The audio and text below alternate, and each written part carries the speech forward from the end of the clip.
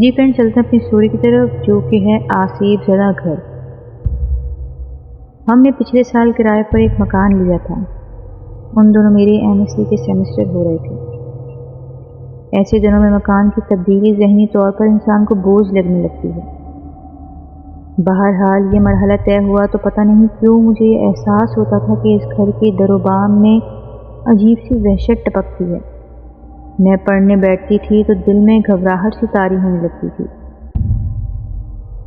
کسی بھی کام کو کرنے میں جی نہیں لگتا تھا۔ ایک روز میں نے کھانے کے دوران اس بات کا ذکر ابو سے بھی کیا تو پتہ چلا کہ سب کا یہی حال ہے۔ ابو نے کہا کہ صبح اٹھ کر روزانہ قرآن کی تلاوت زور زور سے کیا کرو۔ سورہ ناس اور سورہ فلق پڑھ کر چاروں کونوں میں پھونکنے سے انسان بلاؤں سے محفوظ ہو جاتا ہے۔ ہم نے اس پر عمل شروع کر دیا۔ 15-20 دن تک یہ عمل ہم سب باقاعدگی سے کرتے رہے۔ کسی حد تک دل کو سکون ضرور ملا تھا، لیکن گھر کے وحشت زدہ ماحول میں کوئی تبدیلی دکھائی نہیں دے رہی تھی۔ ہم سے پہلے اس گھر میں جو صاحب رہتے تھے، ان کا اس گھر میں انتقال ہو گیا تھا، اور یہ بات ہم سب کو معلوم تھی کہ 30 سال کی عمر میں وہ اچانک دل کا دورہ پڑنے سے انتقال کر گئے تھے۔ ہم سوچ رہے تھے کہ شاید اسی بنا پر ہمارے دلوں میں یہ احساس پیدا ہو گیا ہے۔ خیر، ہم نے قرآن پاک کی تلاوت جاری رکھی۔ یہ 21ویں کی شام کا ذکر ہے۔ میں یونیورسٹی سے پرچہ دے کر آئی اور منہ ہاتھ دھونے کے لیے باتھ روم میں گئی۔ وہاں میری نظر فلش کے نیچے پڑے خون پر پڑی، جو ایک ڈھیری کی صورت میں پڑا تھا۔ غیر ارادی طور پر میری چیخ نکل گئی۔ امی کو جا کر بتایا تو وہ میرے ساتھ اندر آئیں۔ فلش کی ٹنکی کے نیچے خون دیکھ کر امی اور بھی زیادہ گھبرا گئیں۔ یوں بھی گھر میں ہم 3 لوگ ہی تو تھے۔ ابو دفتر سے لوٹے نہیں تھے۔ ہم لوگ ڈر گئے۔ ایسا لگ رہا تھا کہ کسی نے دانستہ طور پر یہاں خون ڈالا ہے۔ ہم دونوں ماں بیٹی گھر کو تالا لگا کر خالہ کے گھر چلے گئے اور ان کو سارا حال بتایا۔ ایک مولانا صاحب جو خالہ کے گھر کے قریب رہتے تھے، خالہ ہمیں ان کے پاس لے گئیں۔ ہم نے انہیں سارا حال بتایا تو کہنے لگے، آپ کے گھر میں چھپکلیاں زیادہ ہیں، ان کی وجہ سے ایسا ہو رہا ہے۔ آپ اس خون پر کالا کپڑا اور سرسوں کا تیل ڈال کر جلا دیں۔ یہ منطق ہماری سمجھ میں تو نہیں آئی کہ بیچاری چھپکلی کہیں سے خون کیوں لائے گی اور کیسے لا سکتی ہے۔ ہم نے خالہ کو ساتھ لیا، واپس گھر آئے۔ خالہ نے کالے کپڑے کو سرسوں کے تیل میں ڈبو دیا اور اس کپڑے کو خون پر ڈال کر آگ لگا دی۔ ذرا سی دیر میں وہاں صرف راکھ رہ گئی تھی، جو پانی سے بہا دی گئی۔ ابو کے آنے تک خالہ ہمارے ساتھ رہیں۔ ابو نے اپنے طور پر ہمارے ڈر کو نکالنے کی بہت کوشش کی، مگر مجھے باتھ روم جاتے ہوئے ڈر لگنے لگا تھا۔ باتھ روم کمرے میں ہی اٹیچ تھا، اس لیے ہاتھ منہ دھونے کے لیے استعمال ہوتا تھا۔ آہستہ آہستہ ڈر ختم ہوا اور میں باتھ روم جانے لگی۔ اس واقعے کو ابھی 23 دن ہی گزرے تھے کہ دوبارہ ایسا ہی واقعہ رونما ہوا۔ ایسا لگا جیسے کسی نے کسی جانور کو ذبح کر کے خون کے چھینٹے فلش پر مار دیے ہوں۔ اس بار خون چھینٹوں کی شکل میں تھا۔ ابو نے ایک بالٹی پانی ڈال کر فلش پر پڑے خون کے چھینٹے صاف کر دیے۔ یہ سلسلہ 3-4 دن کے وقفے سے مہینے بھر تک جاری رہا۔ ہم بھی عادی ہونے لگے تھے۔ ایک روز دوپہر کو میں باتھ روم میں گئی تو میری نظر دیوار پر پڑی۔ فلش کے پیچھے والی دیوار پر خون کا ایک بلبلہ سا پھوٹ رہا تھا اور خونی لکیر کی طرح لکیر بناتا ہوا فلش پر ریگنے لگا تھا۔ مجھے فلش پر دائیں جانب خون کی پچکاری سی نظر آئی، جو چند لمحے پہلے نہیں تھی۔ یہ نظارہ ایسا تھا کہ مضبوط دل کبھی نارمل رہ ہی نہیں سکتا تھا۔ میں چیختی اور چلاتی ہوئی باہر بھاگی۔ ابو اتفاق سے گھر پر ہی تھے۔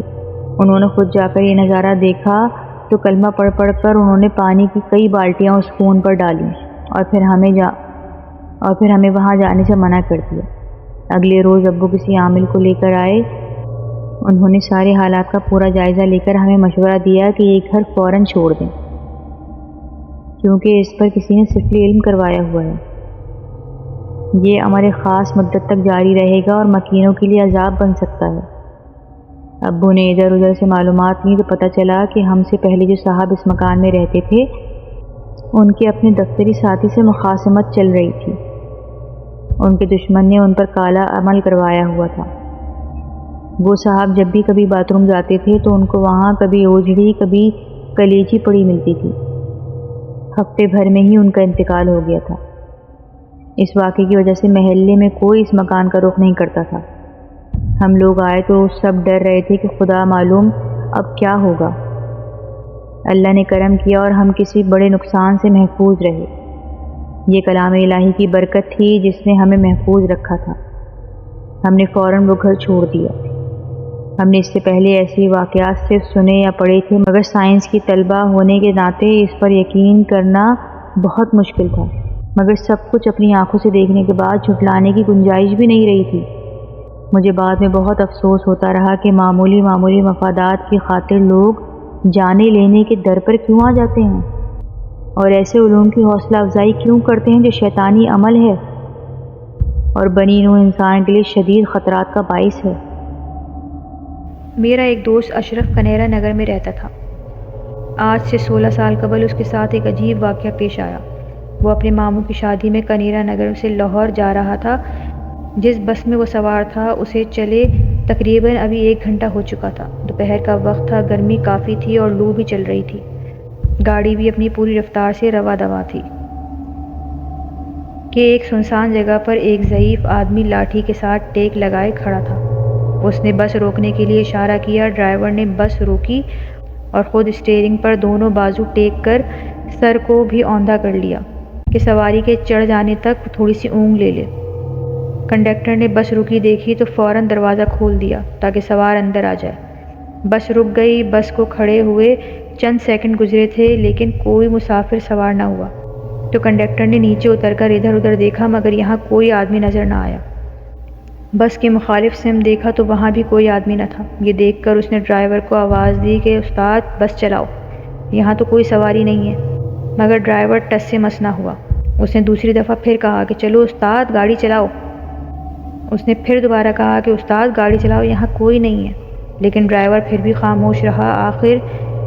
آخر اس نے ڈرائیور کے پاس جا کر اس کو جھنجھوڑتے ہوئے کہا، کیا ہو گیا ہے استاد، چلو، چلتے کیوں نہیں ہو؟ ڈرائیور نے پھر بھی جنبش نہ کی تو بس کے دوسرے مسافر بھی ڈرائیور کے پاس آ گئے۔ انہوں نے مل کر ڈرائیور کو اٹھانے کی کوشش کی مگر سب بے سود، کیونکہ اس کی روح تو قفس عنصری سے پرواز کر چکی تھی۔ سب پریشان تھے کہ اچانک یہ سب کیا ہو گیا۔ وہ بوڑھا کون تھا جو اچانک غائب ہو گیا؟ کیا وہ اسرائیل تھے جنہوں نے بس کھڑی کروا کر ڈرائیور کی روح قبض کی؟ اگر وہ چلتی بس سے ڈرائیور کی جان قبض کر لیتے تو نہ جانے کتنے لوگ موت کی گھاٹ اتر جاتے اور کتنوں کو چوٹیں آتی۔ خداوند کریم کے بچانے پر سب سواریوں نے اللہ کا شکر ادا کیا، اور جب یہ واقعہ یاد آتا ہے تو عجیب سی کیفیت ہو جاتی ہے۔ آدمی اس سلسلے میں بالکل بے بس ہے، کسی کو نہیں پتا کہ کس کا کس وقت بلاوا آ جائے۔ جی فرینڈز، یہ تھی آج کی چھوٹی چھوٹی 2 کہانیاں۔ اگر میری کہانیاں آپ کو پسند آتی ہیں تو میرے چینل کو لائک کر لیجئے، اور جنہوں نے ابھی تک سبسکرائب نہیں کیا تو وہ سبسکرائب ضرور کر لیجئے۔ اپنا بہت خیال رکھیے گا، حصار میں رہیے گا۔ اللہ حافظ۔